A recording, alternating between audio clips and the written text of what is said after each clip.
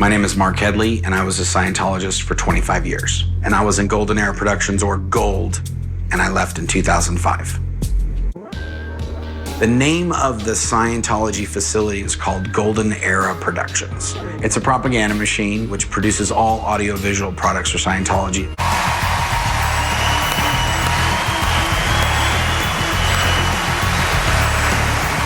It was my job to produce these events to make it look like Scientology was expanding. Across the network in totality, we are now talking a Narcan South Europe that has rehabilitated more than 10,000 from terminal addiction.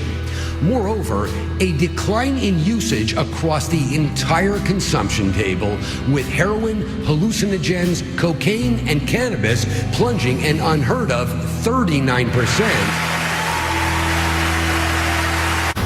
If you are in the real world and you see Scientology, it doesn't look like it does in the events. They're so obviously, blatantly misrepresented that you could take any video in the past 10 years, you could give it to somebody and say, oh, I'm gonna pay you to fact check this thing, and they would obliterate it. You believed in your heart of hearts that you were going to achieve clearing this planet this lifetime. Clearing the planet is a term that is used often in Scientology as the ultimate objective, to eradicate all of these bad reactive minds that everybody has that cause war, that cause insanity, that cause upset, etc., etc.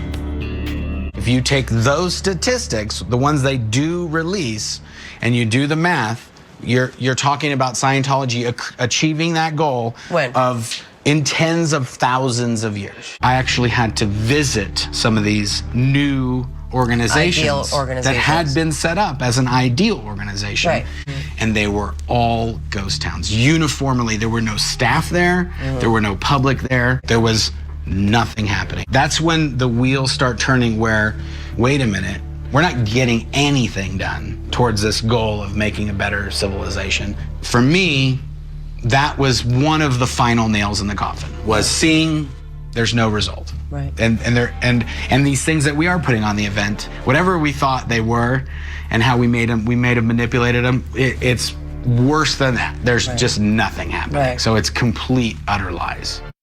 So what ultimately did it for you guys? What did it for me was basically what I had originally thought I was going to be doing in terms of helping people. I knew I wasn't doing that. I knew I wasn't helping people. I was doing a project for David Miscavige directly, and he was walking through an area that I was in charge of, and I made a snide comment sort of under my breath in response to something that he had said, and he literally just like a powder keg, he went off. And he just started punching me and slugging me and pushed me up against a desk unit. And I looked at him like, okay, it's on.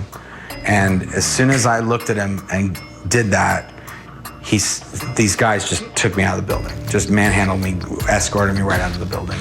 And as we were going out, he said, did you see that? That guy was gonna hit me back.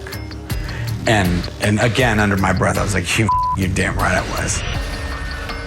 At that point, I sort of realized, okay, the Pope of Scientology just beat the shit out of me. Like, I don't know how you come back from that. Like, for me, that was it. There's not a lot here keeping me here, including my wife, including all the abuse. All this stuff this is not a good reason to stay here. I think that I was a prisoner in my own, I was keeping myself here based on what they told me. I knew that there would be consequences of me leaving that would make it so it would be very hard for me to live outside of this world. Those consequences became so minuscule compared to the terror that I was living through here that it got to the point where I would rather be dead than to live here. So the morning came and I said, I am out of here.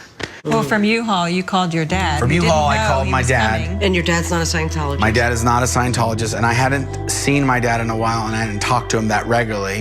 And I asked him if it would be okay if I came to where he was. And what did he say? And he was like, of course you can.